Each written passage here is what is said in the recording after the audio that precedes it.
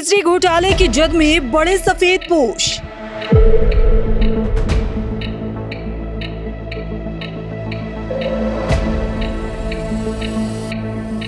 CM Hemant Soren ने दिया जांच का आदेश।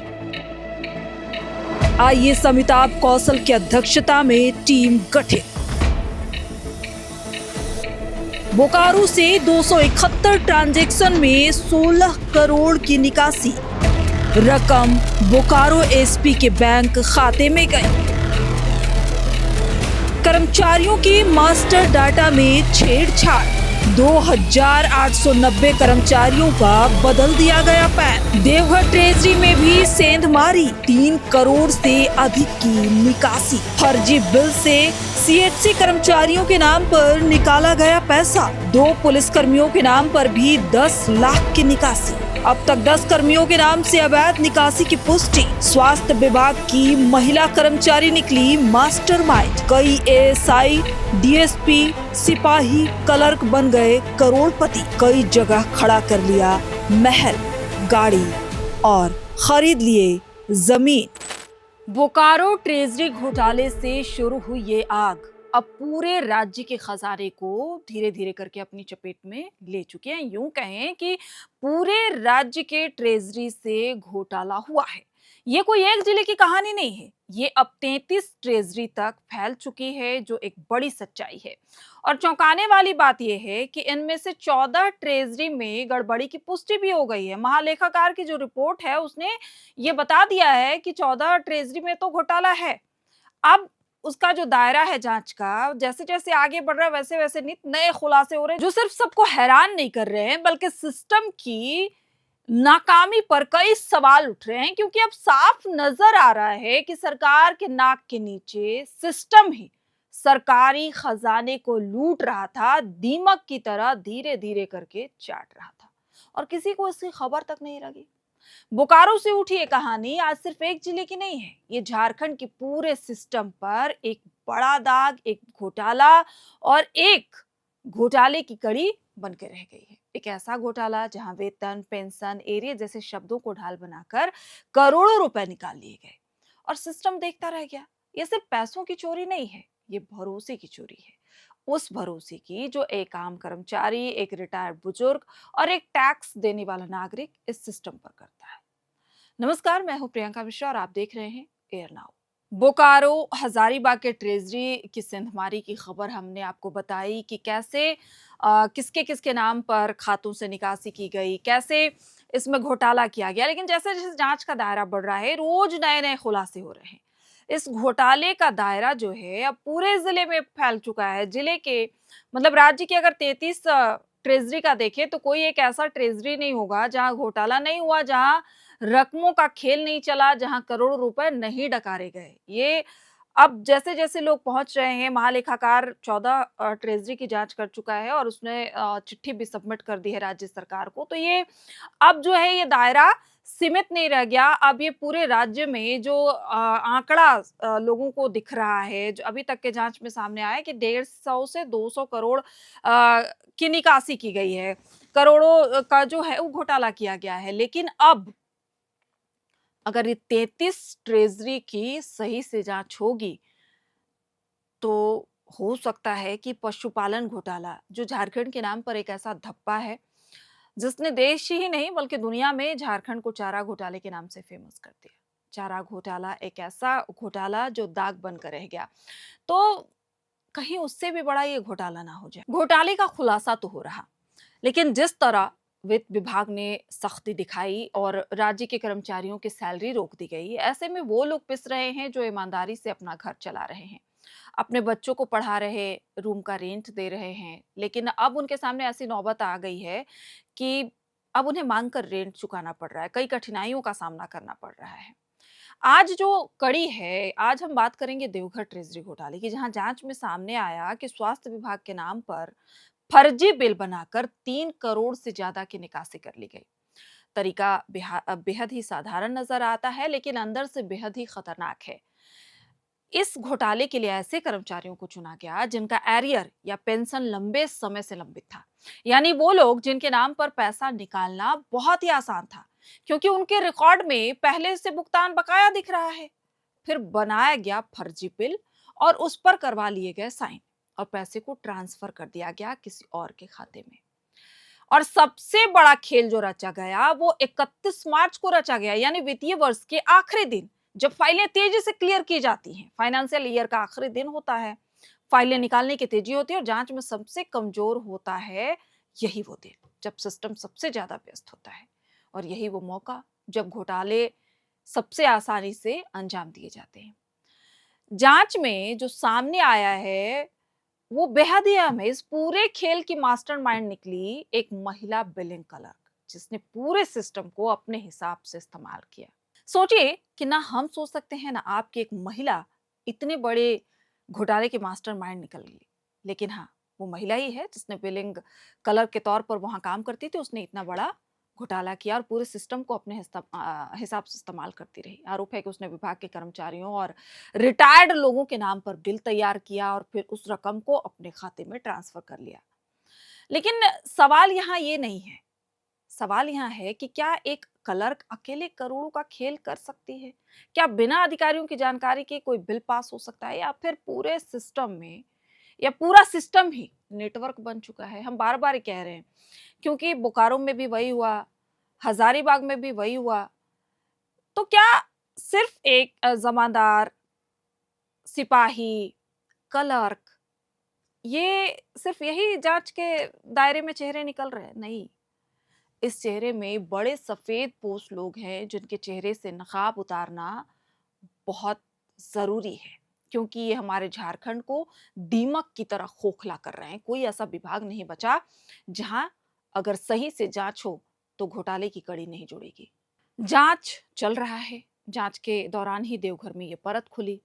बोकारो में भी जांच चल रहा है, जहां पे एक और खुलासा हुआ है कि एसीबी ऑफिस के एसआई अशोक कुमार भंडारी जो है, जिसको गिरफ्तार किया गया है, उसने गबन के पैसे से 3 मंजिला आलीशान मकान खड़ा कर लिया, जमीन खरीदी, इसी ट्रेजरी घोटाले के पैसे से प्लॉट लिया, यानी सरकारी पैसे को निजी संपत्ति में बदल दिया गया। सवाल यह है कि एक सरकारी कर्मचारी जिसकी सैलरी तय है, वो इतनी बड़ी संपत्ति खरीदता रहा और किसी को भनक नहीं लगी। क्या सिर्फ ये उसकी कमाई है या फिर सिस्टम से निकाला गया पैसा? क्योंकि जांच के दायरे में तो यही आ रहा है कि उसने सिस्टम से जो निकाले उसी से इसने ये संपत्ति, और इस पैसे को निकालने के लिए एक और तरीका सामने आया है कि ओटीपी सिस्टम को बाईपास करने का। बताया जा रहा है कि बार बार ओटीपी बताने के झंझट से बचने के लिए खुद डीडीओ ने अपना मोबाइल लेखपाल को दे दिया था। यानी कि सुरक्षा के नाम पर बनाया गया सिस्टम खुद सिस्टम के अंदर बैठे लोगों ने ही कमजोर कर दिया। जब नियम बनाने वाले ही नियम तोड़ने लगे तो फिर सुरक्षा की उम्मीद किससे की जाए? अब डीडीओ कहते हैं कि हम जिम्मेदार नहीं है, हमने तो भैया मोबाइल दे दी थी। अब इस कहानी का सबसे खतरनाक चेहरा जो है, जिसके बारे में चर्चाएं चल रही है, वो है मोनिंद्र कुमार। एक क्लर्क है, लेकिन खेल इसने ऐसा रचा कि 23 महीनों में 1 करोड़ 54 लाख रुपए निकाल लिए। उसने अपने मूल वेतन को ही बदल दिया। कभी 2.5 लाख रुपए लिए वेतन के नाम पर, कभी 10 लाख रुपए लिए, और यहां तक कि 12 लाख रुपए तक सैलरी दिखाकर पैसे निकाल लिए। 2 महीने में उसने करीब 20-20 लाख रुपए वेतन लिया, यानी देश के राष्ट्रपति से भी ज्यादा। और ये सब कैसे हुआ? इतनी आसानी से तो नहीं हुआ होगा। हर महीने बिल बना होगा, हर महीने साइन हुआ होगा, हर बार वेरिफिकेशन हुआ होगा, और हर बार सिस्टम फेल हुआ होगा। डीडीओ और ट्रेजरी ऑफिसर, जिसकी जिम्मेदारी होती है कि हर भुगतान को जांचे, वो इस पूरे खेल को आखिर कैसे नहीं पकड़ पाए? हजम नहीं होता है। सवाल फिर उठता है कि क्या यह सिर्फ लापरवाही है या फिर मिलीभगत? अब नया खुलासा इस घोटाले को और भी स्ट्रांग बना देता है। बोकारो ट्रेजरी से 2 करोड़ 70 लाख रुपए की जो निकासी हुई है, वो बिना किसी फोन नंबर के की गई है, जबकि नियम साफ कहता है कि कुबेर पोर्टल से निकासी के लिए फोन नंबर जरूरी है, क्योंकि उसी पर ओटीपी आता है। तो फिर बिना नंबर के ट्रांजैक्शन कैसे होते चले गए, वो भी 271 ट्रांजैक्शन? ओटीपी कहाँ गया? किसने वेरीफाई किया? यही नहीं, 2890 कर्मचारियों का पैन बदल दिया गया। पैन, जो किसी भी वित्तीय सिस्टम की सबसे बड़ी पहचान होती है, उसे बदल दिया गया। आखिर भैया किसमें इतनी हिम्मत थी कि किसी को पता तक नहीं चला? क्या सिस्टम में कोई अलर्ट नहीं था, या फिर अलर्ट को जानबूझकर नजरअंदाज किया गया? 71 ट्रांजैक्शन, 2,70,00,000 रुपए, अलग अलग डीडीओ कोड, एक ही खाते में पैसे। ये कोई छोटी मोटी गड़बड़ी नहीं है, ये पूरा नेटवर्क है। एक ऐसा नेटवर्क जो सिस्टम की हर खामोशी को जानता है और उसका फायदा उठाता है। इसीलिए तो कई अकाउंट्स डिलीट किए गए, डाटा डिलीट किया जाने लगा। अब सरकार हरकत में आई है, 14 ट्रेजरी की जांच का प्रस्ताव भेजा गया, स्पेशल ऑडिट की तैयारी हो रही है। लेकिन सवाल यह है कि क्या इस जांच में बहुत देर नहीं हो गई? क्योंकि ये घोटाला एक दिन का नहीं है, 15-15 सालों का है, सालों से चलता आ रहा है। हर बार सिस्टम ने इसे नजरअंदाज किया।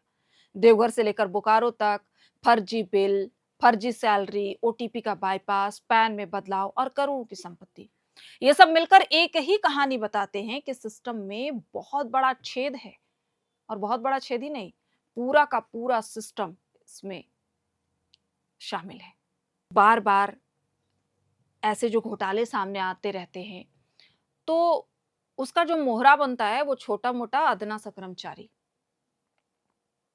उसे मोहरा बना दिया जाता है, केस की फाइलें बंद कर दी जाती हैं। लेकिन राजकोष, मतलब सोचिए कि सरकार का ये ट्रेजरी है, इसमें सेंधमारी हो रही है। कई ऐसे ईमानदार लोग हैं जिसको इसी का बहाना बना के अब पैसे नहीं दिए जा रहे, सैलरी नहीं दिया जा रहा, उसका काम का पैसा नहीं मिल रहा, उसके सामने भुखमरी की स्थिति उत्पन्न हो गई है। भैया 2 महीने हो गए हैं, तो सरकार पहले क्यों नहीं जागती? ये सिर्फ 1-2 सरकारों की बात नहीं है। 15 साल में सोचिए कितनी बार सरकारें बदली, सवाल लगातार उठ रहे हैं। लेकिन तब तक क्या सिस्टम में कोई ऐसा ईमानदार अधिकारी नहीं हुआ जिसे इसकी भनक तक लगी? एजी की जांच में ये पूरा खुलासा हुआ है कि ऐसे ऐसे घोटाले किए गए हैं। अभी तक का जो आंकड़ा है वो 150 करोड़ का से ऊपर जा चुका है। अभी तक ना जाने कितने और करोड़ रुपए का खुलासा होगा, क्योंकि अभी तक 14 ट्रेजरी में घोटाले की भनक लगी है। अभी भी जांच जारी है। हजारीबाग ट्रेजरी, बोकारो ट्रेजरी, देवघर, हर जगह पे, हर जिले में ट्रेजरी में जांच किया जा रहा है। और सिर्फ एक डिपार्टमेंट नहीं कि पुलिस डिपार्टमेंट ने ही सेंधमारी की है, नहीं, स्वास्थ्य विभाग के ट्रेजरी में, स्कूल विभाग में, तमाम जो हैं उसमें सेंधमारी की गई है। एक शिक्षक ने वेतन लिया, डीएसपी के नाम आ रहे हैं, कई एसपी के नाम आ रहे हैं, तो बड़े बड़े लोगों के नाम भी अब शामिल होने लगे हैं बाकायदा नाम के साथ। अब इन पूरे खेल का मास्टरमाइंड जो है वो धीरे धीरे निकलकर सामने आ रहा है, क्योंकि ये एक राज्य का राजकोष है, किसी का पर्सनल अकाउंट नहीं है। ये किसी राज्य का राजकोष है जिससे पूरे राज्य के जो सरकारी कर्मचारी हैं उनको वेतन मिलता है। आप समझ रहे हैं कि रिम्स जो इतना बड़ा हॉस्पिटल है, उसके कर्मचारियों को सैलरी नहीं मिल रही है, वो काम छोड़ने के लिए आमादा हो गए हैं। किसी के लिए भी होगा, क्योंकि वो 1 महीने का उसका टारगेट होता है कि अगर 30,000 सैलरी है तो उसमें वो पूरा घर चलाएगा, अपने बच्चों को पढ़ाएगा। लेकिन इन तमाम जो कुछ भ्रष्ट अधिकारी, सिपाही, डीएसपी और एएसआई के कारण वो ईमानदार लोग भुगत रहे हैं, तो उनके सामने अब भुखमरी की स्थिति है। उनके बच्चे स्कूल नहीं जा पा रहे, फीस नहीं भर पा रहे, घर का राशन नहीं आ रहा, तो ऐसी स्थिति में क्या करेंगे? नौकरी छोड़ेंगे। तो रिम्स जैसे सरकारी अस्पताल पर भी अब ये खतरा मंडराने लगा है। कई ऐसे शिक्षक हैं जिनको सैलरी नहीं मिला, कई ऐसे पुलिस वाले हैं जिनको सैलरी नहीं मिला है। तो स्थिति राज्य की भयावह है। हालांकि मुख्यमंत्री हेमंत सोरेन ने इस पूरे मामले पर संज्ञान ले लिया है। अब जांच शुरू किया जाएगा, लेकिन जांच इतनी जल्दी भी सामने नहीं आएगा, क्योंकि ये 15 सालों का खोखला किया हुआ है, जिसे दीमक की तरह लोग चाट रहे थे। कितने लोग आए, कितने लोग गए, कितने लोगों ने कितने सालों तक पैसे की निकासी की, ये तमाम चीजें धीरे धीरे परत दर परत खुलती जाएंगी। और क्या कुछ अपडेट आएगा इस पूरे ट्रेजरी घोटाले को लेकर, हम आपको देते रहेंगे। और इन तमाम घोटाले से जुड़े अपडेट्स के लिए देखते रहिए एआरनाउ, और हमारे चैनल को ज्यादा से ज्यादा सब्सक्राइब कीजिए, लोगों से साझा भी कीजिए, ये वीडियो को लोगों के साथ शेयर कीजिएगा, ताकि इस घोटाले को वो भी जान पाए, चाहे वो झारखंड से हो, देश में किसी भी राज्य से हो। उनको जानना चाहिए कि राज्य में किस तरह से घोटाले किए जाते हैं और इस घोटाले में कौन कौन लोग शामिल होते हैं। देखते रहिए एआरनाउ। आप सभी का बहुत बहुत शुक्रिया।